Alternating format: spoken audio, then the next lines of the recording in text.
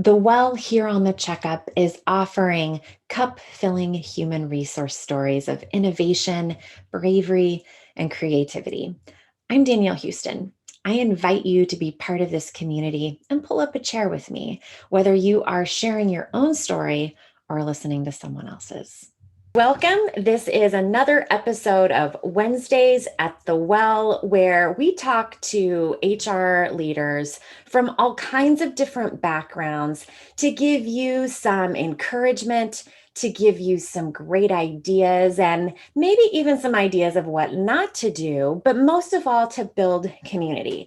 Today is the first time that I've had an author come on, and I'm really excited for you to hear his ideas and for you to hear about his new book because I read it. And yes, I am not an HR leader. My field is a little bit related. So I really like to understand what's happening in HR. What are you planning for? What should you be planning for?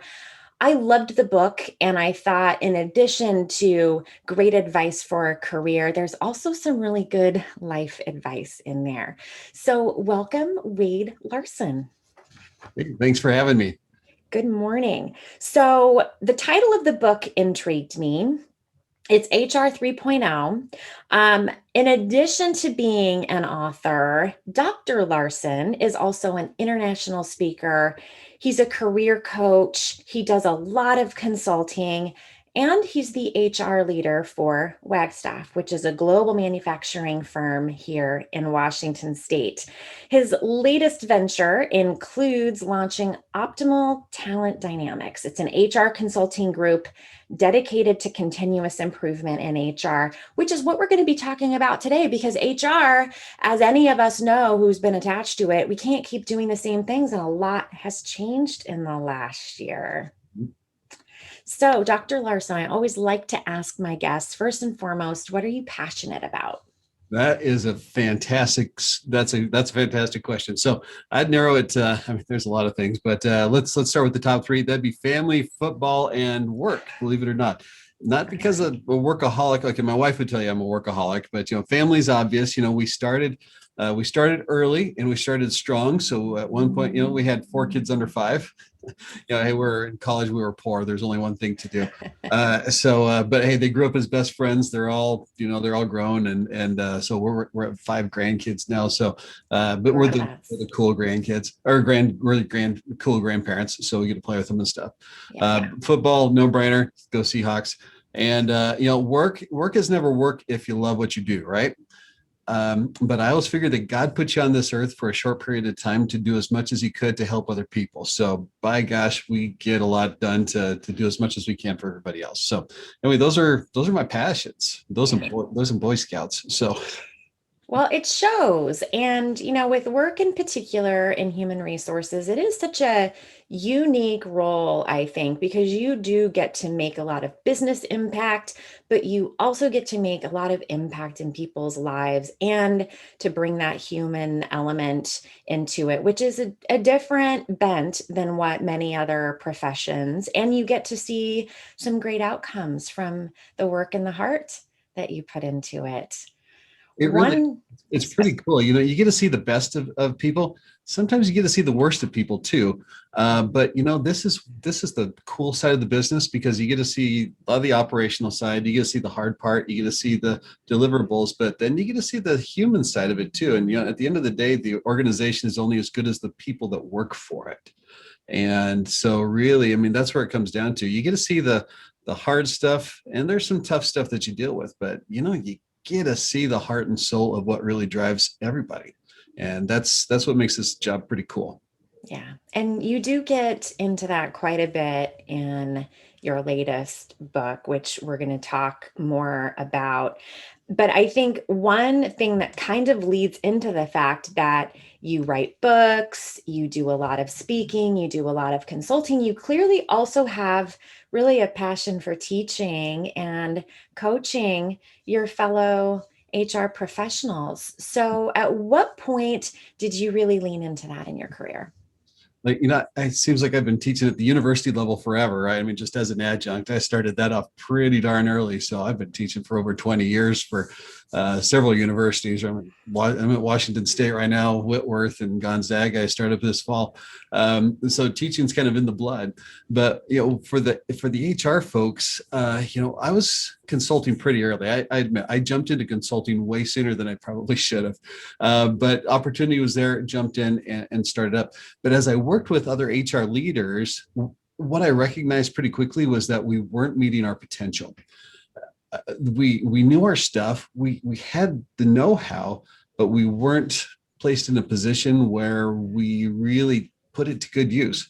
I mean, we could help so many other people. We see managers struggling with the basics, how to communicate with other people, how to help people to optimize their own performance, how to achieve, how to achieve great stuff as individuals. Managers don't know how to give feedback, and you can't fix what you don't know, and so they're complaining about these basic things about their employees. They can't do this, they can't do that. I'm like, have you talked to them? Well, no, because I don't know how to.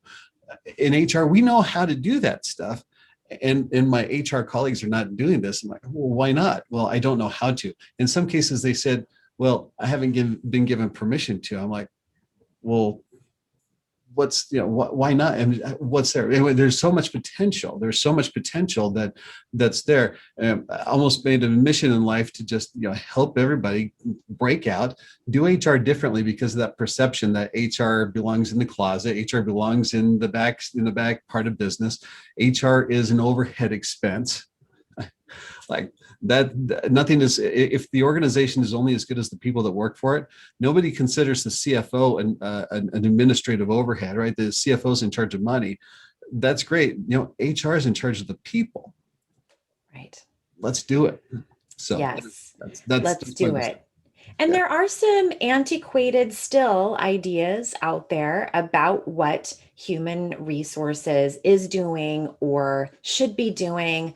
I would really hope that over the course of the last 14 or 15 months that we've been able to shed more of that, because, at least in my professional career, I've never experienced a time more where we have depended on human resources and, they've had to bring a lot of themselves to work in whole new ways while they're also struggling with the same things everyone else is.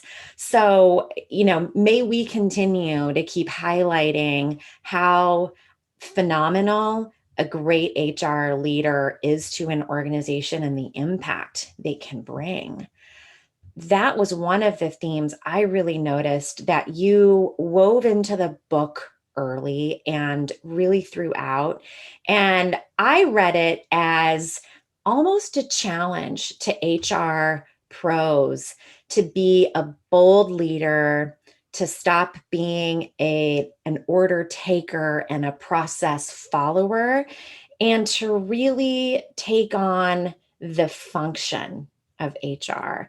And so there's kind of two questions in there, because I would love for you to tell the HR pros who are listening, is it a challenge and why? And then to tell us a little bit about this call to action, which I think is really interesting. Sure. Well, let me take a step back and kind of give you my perspective as to where I'm coming from about this whole position that we're in as HR, right? If you think about it, in my role in HR, as the head of HR, I walk into an organization in my role. I don't even have to be there for a day. And just the fact that I walk in my position, I have more access to more things than anybody else in the entire organization. I have access to your personal information. I have access to your birth dates, your social security card, your social security numbers. I know your kids' names, dates, birth dates. I know where you live. I know your bank. I have access to your bank accounts. I have access to the company financials. I have access to operational data. I have access to everything from top to bottom of the corporation.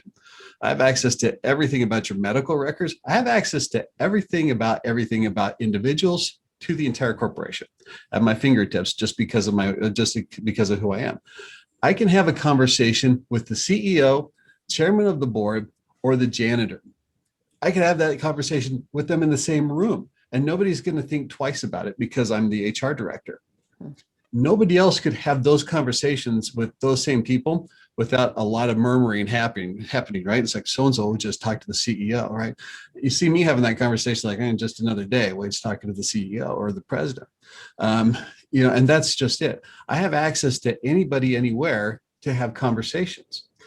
But if I take a step back and you look at the org chart, I don't have any authority, right?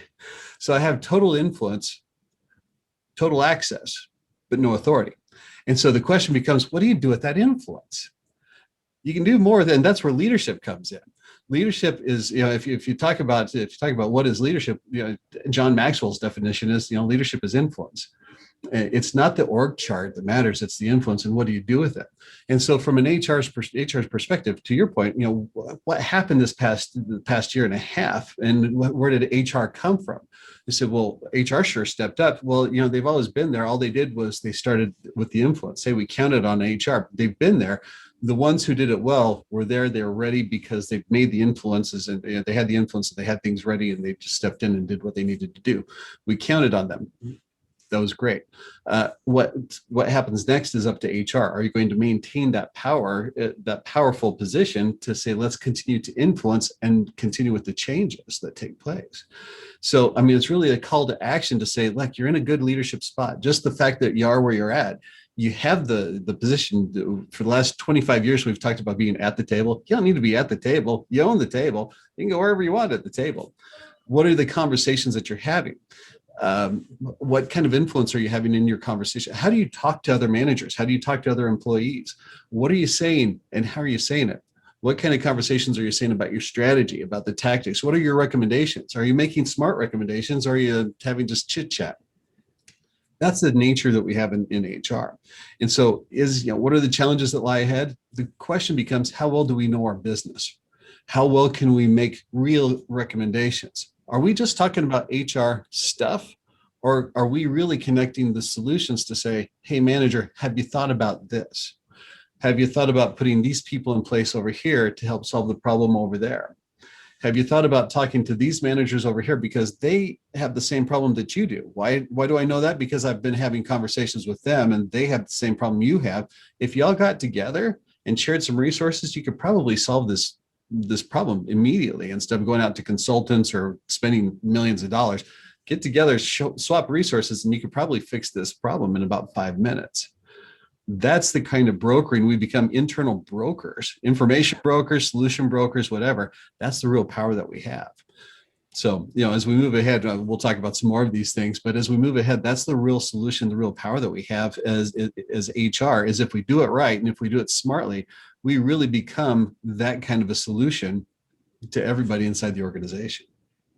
So for the HR pro who listens to this or watches it and feels like they are that person who is struggling, they have a seat at the table, they're not sure how to own it, they're not sure how to step out and take maybe that first step into really leading the way, what would be your recommendation? What's the first thing they should do?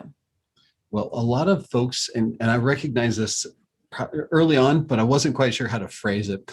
And as I was kind of writing this, I'm like, I think what the issue is we're waiting for permission. In HR, we wait for people to come to us and say, I need this, or we wait for permission and authorization to go do that. And sometimes we wait for permission to lead. We wait for somebody to say, you have the authority to go be a leader. That's not just in HR, that's anywhere. It's like you have the authority, or you have permission to go do this. And the first things first, you don't need permission to be a leader. Permission granted. If you're waiting for somebody to give you permission, here you go. You have permission. It's like you sit in a room. You've been in the room, right, where it's hot, it's stuffy, it's muggy, and you think to yourself, there's a window over there. I wish somebody would open it, right, to get some fresh air in. But nobody moves. You think about that, right? Yeah. And then finally, somebody stands up, goes over, and opens the window, right? Like, just be the one, be the leader in the room that stands up to go open the darn window. It solves the problem. So first thing, right, to your question, right, what does it take? The first thing is take action. Stand up, go be the leader in the room. The second part is, right, know what you want to accomplish.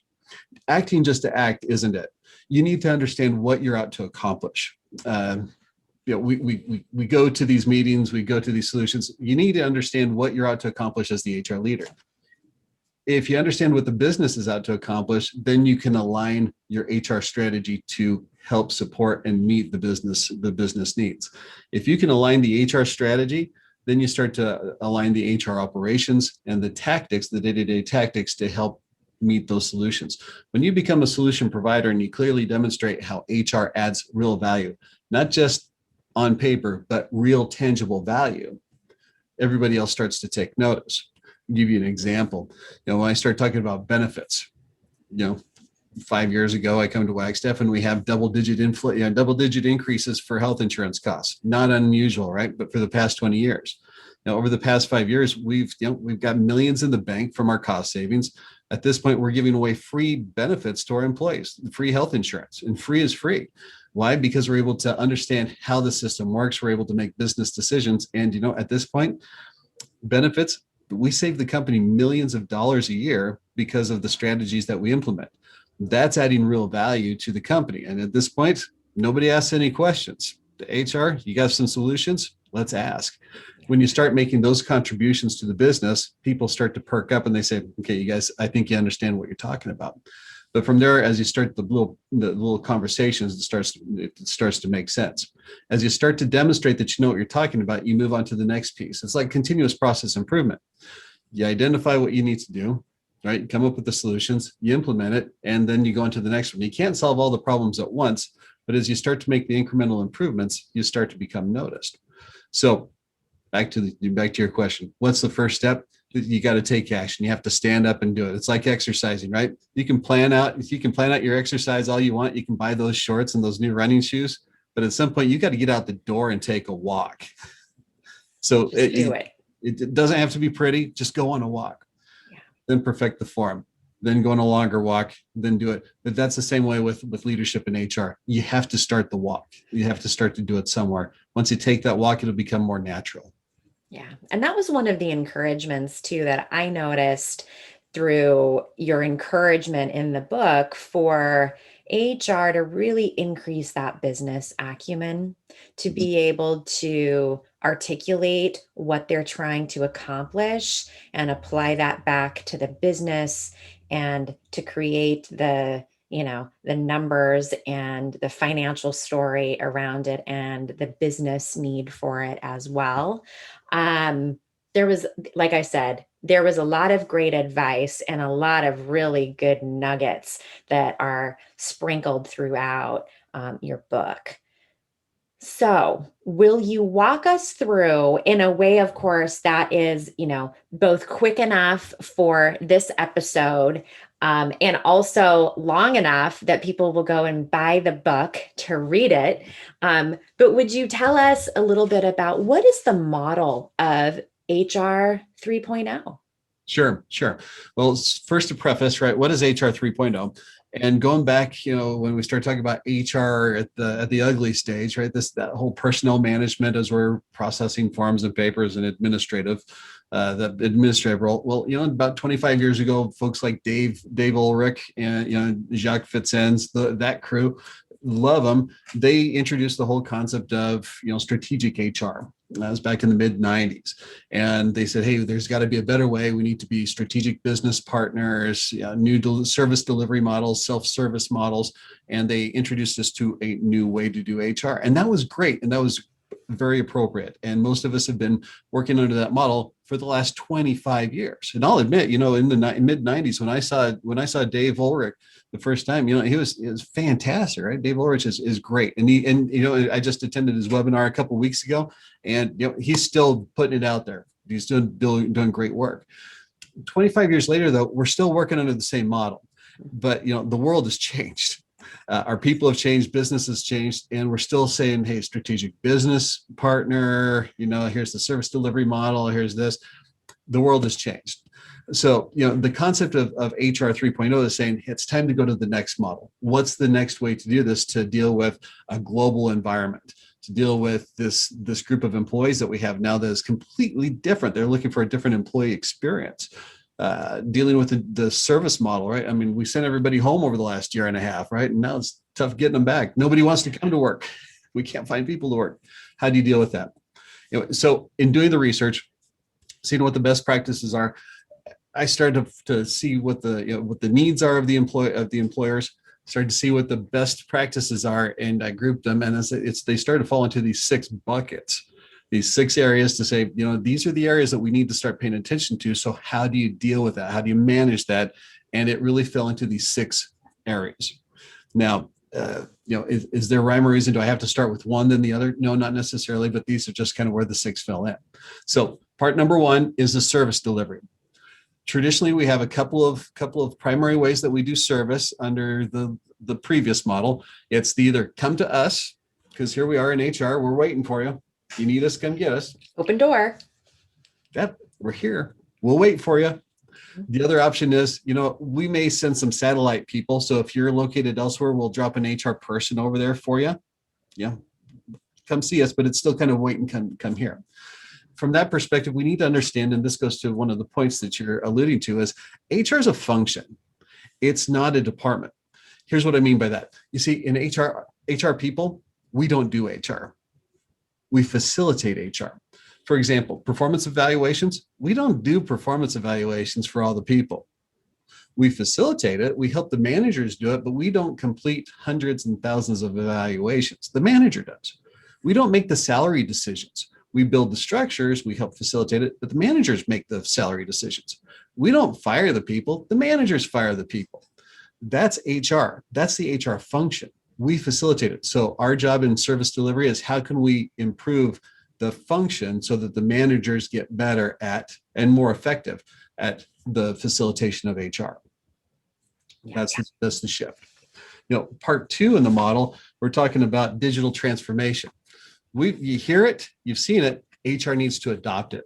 And a number of reasons why, which I explained, but here's the big deal. If we're still doing HR the same way we've been doing it for the last 5, 10, 20 years, it's got to stop. If you're still touching paper, that's got to end, right? End the insanity. Because imagine this, if you're not doing the admin work of HR anymore, that's like our Zen, right? If you're not doing that anymore, imagine if you had 25, 50, 60% of your time free. What could you do? A lot. Do you work with people, strategic things? We can get some stuff done. And that's the concept. Working with groups, like Paylocity or somebody else, right? Whoever is out there, you start dropping those out there and they just take this workload and do it. They automate it so that everything's done from your phone, your tablet, and just does it. We remove the administrative functions. We streamline processes. So instead of 10 steps, you have 2. Everything's through it's self-serve. The employees take care of it themselves. That's digital transformation using artificial intelligence, using RPA, right? Robotic process automation.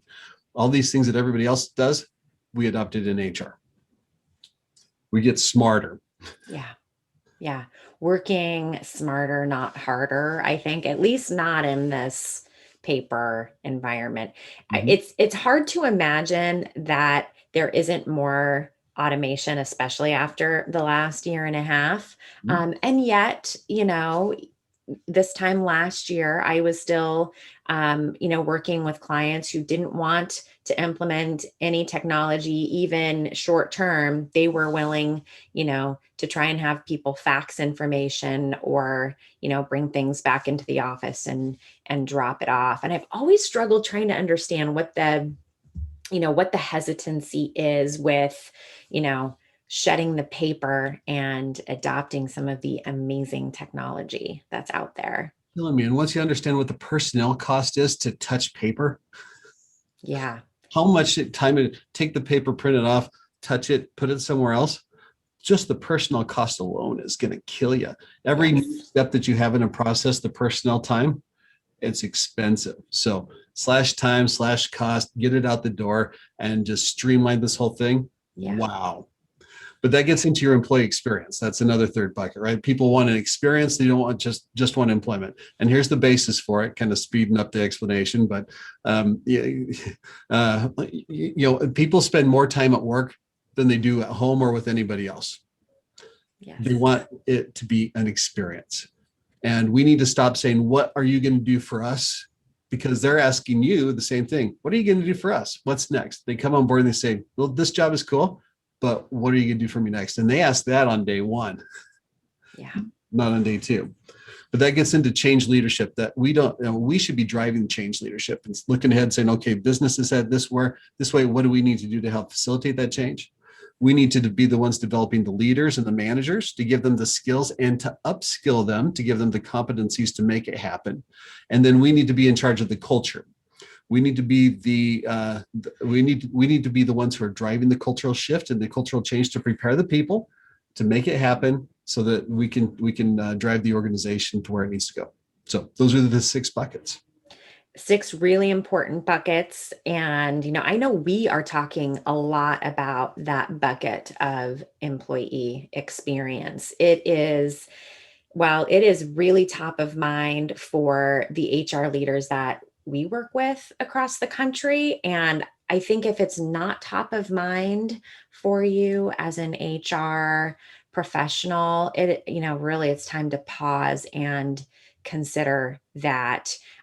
This whole experience of coming back into an office and returning to work after, COVID and shifting outside, there are so many different factors at play here. And our Talent and Culture Institute identified what were the top 5 priorities for HR leaders in 2021. And that was through, work with HR leaders across the country.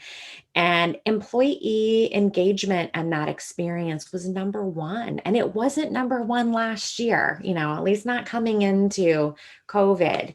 So, would you spend maybe just a couple more minutes digging a little bit deeper into that employee experience and why you see it being so critical in this HR 3.0, this next revolution of HR? Sure, and from the feedback that I've received both from employees and from employers, the primary feedback that I get are twofold. Number one, how can I grow, right, and how can I be part of it? Part of the business, part of the solution, part of whatever. So on the growth side of it, they want to know, where am I going to go? What's my trajectory? Because everybody wants growth. And if they are in a position for longer than about 6 months without knowing what the next step is, they're going to get bored. And they're going to be looking for the next thing, the next thrill, right? In this world of multi-sensory input, right? We're always just like, go, go, go. Even if they're busy, even if they feel fulfilled in their current position, they're going to be asking what's next. And it's not just about the money. Yeah, total rewards is important. Don't get me wrong. But people come to work for different things, and money isn't as important to everybody. I mean, the money's the top thing for about 20%. Yeah. But employee engagement, right? The whole feeling part of it and feeling connected, that's a bigger percentage of what's critical. So that whole, what's next for me, that's a big thing. And we need to have personal development plans. We need to have growth plans. We need to have trajectories figured out. So this whole, hey, come to work, and if you stay in this position for 3 to 5 years, then you can eventually go to the next job. That doesn't work. You better have some growth opportunity for them in about 18 months or less. Depends on, and if they're a high potential person, you better have the next track set up for how many promotions they're going to have in the next 5 years. They want that laid out. On the being part of it, transparency is huge. They want to know what's going on. They want to know what's going on at all levels. They want to be part of the conversation. They want their voice heard. They want to be part of democratization of decision making. Even if the top is going to say that's not your business, right? This is a corporate decision. Employees are going to say, I want you to hear my voice. I mean, just 2 weeks ago, it was about COVID, right? It's part of our mask, our COVID policy and our the vaccine policy. And, some employees, they didn't like it. And so they band together, they send a letter, not to their supervisors, to the board of directors. like back in the day, that'd get you fired. Yeah. They just send it to me. It's like, wait, take care of this. But I'm like, okay, this is part of the employee experience of like, hey, that's okay. But you see, those are some differences. But that's part of the employee experiences. They want to be part of it.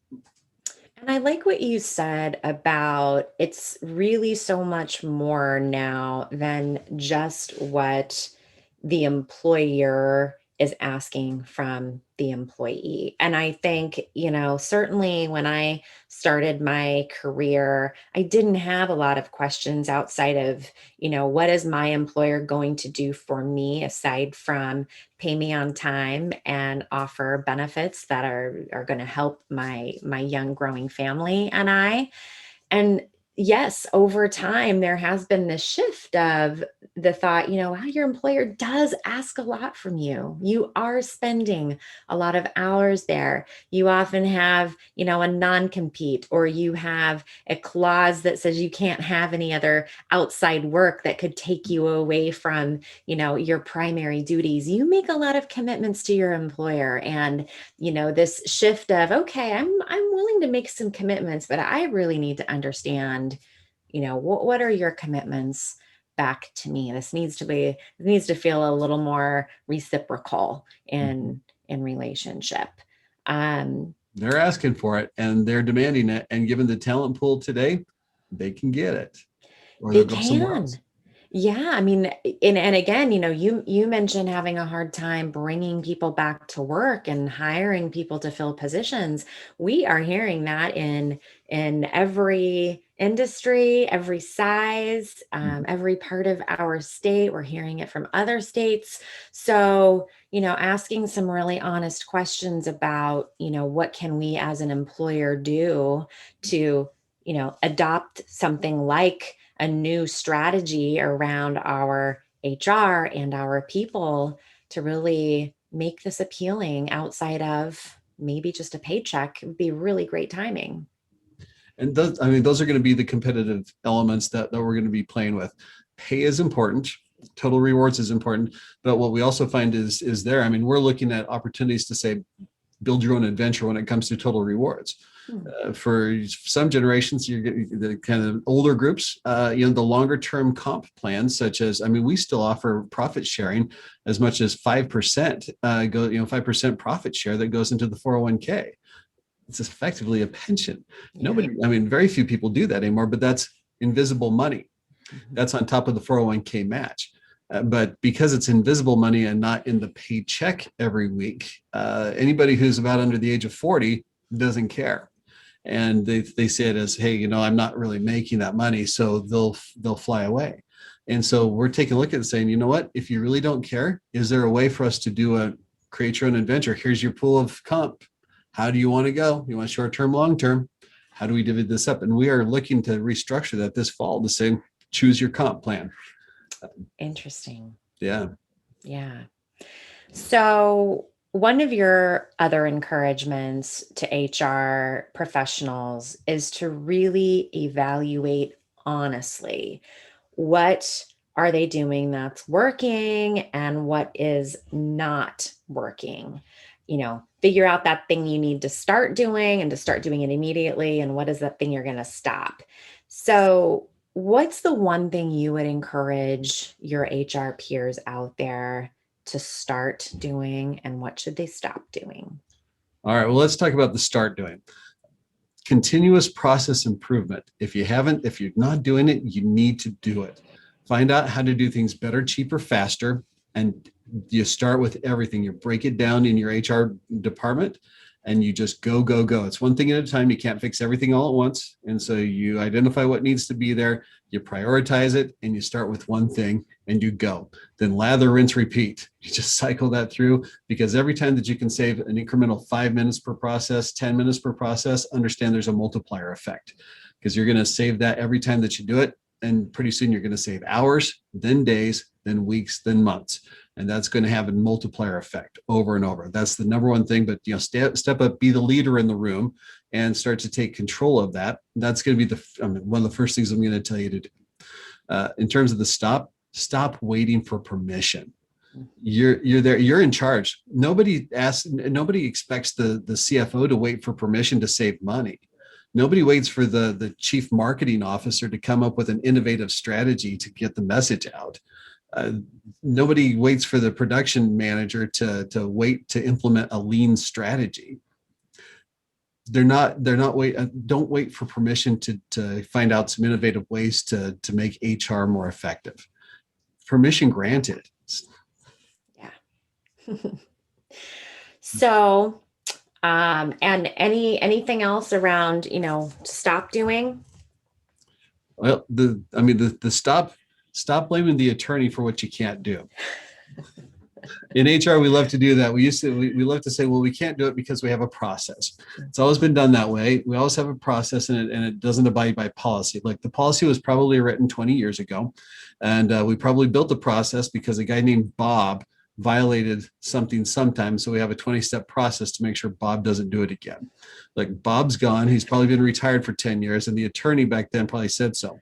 Anytime that I hear that the attorney made us do it, then those are the ones I target first because they make no sense and they're probably stupid. So we target those first and find a way to cut it down by at least 60 to 70% on the process. Just go. But stop blaming everybody else for what you can't do and start focusing on what you can do to get better, cheaper, faster. That's the quickest way to improvement. Yeah, love it. I am going to encourage people to pick up the book. You can get it on Amazon. You can download it to your Kindle like I did. It is HR 3.0. And I know Dr. Larson has some other books as well. Do you want to drop some titles here so people can know what they're looking for? Yep. So the book title is called HR Transformation, but it does, it does come up as HR 3.0 as well. So I also have Doing HR Better. That's the first book that came out, and that's about process improvement in HR. And then for those who are into benefits and wellness, then Mind Shifts in Healthcare is another one that's all through and all the secrets on how to save millions on restructuring your healthcare program and implementing real wellness programs into your world to save millions of dollars on employee healthcare. Love it, because that's not getting any less complicated or any less expensive either as time. Once you figure out that it's a game and you learn the rules to the game, you can start to play and win. Yeah. Good. Well, I am going to offer, because the one thing I kept thinking as I read through HR Transformation is that there is so much good advice in that book. So if you are an HR person who needs some encouragement, if you're feeling a little bit stuck in how you step into a leadership role, if this book would really be of good benefit for you, I'm going to offer out some copies. So if you will message me, whether it is LinkedIn or sending me an email at my work address, and tell me a little bit about what you're struggling with, I will send you a copy of Dr. Larson's book. I think it is a great gift, and it is one that I hope you will turn around and share with someone else. That is really the spirit of creating these conversations here at The Well, is building community, sharing ideas. Thank you, Dr. Larson, for coming here to share your ideas and your encouragement with us today. I'll be excited for maybe a next book too. Probably this fall. Really? Yep. Okay. I got you always have the next one in the works, right? So. Yes. Well, we will look forward to that. And, and again, Dr. Larson, he is on LinkedIn, available for consulting, writing books, speaking engagements. In fact, I think that's where I first came across Dr. Larson, was speaking at a SHRM event back when we did those things in person. So, Dr. Larson, do you welcome people to connect with you on LinkedIn? Oh, please do. Please do. I am definitely easy to find. You can go to my site. All right. It's not pretty. It's still kind of in the works, but wadelarson.com. That's the website. Go find me at Dr. Wade Larson on Twitter, LinkedIn. That's easy enough. And SHRM is in person and online this year. So I'll be exciting. There. Probably speaking there. I'm at SHRM Talent as well. Definitely speaking there. So okay. Great. So lots of places that you can learn from and listen to his advice and encouragement. Thank you for listening to this episode of The Well. You can find us on YouTube. You can find us on iTunes and anywhere else that you listen to your podcasts. Take good care.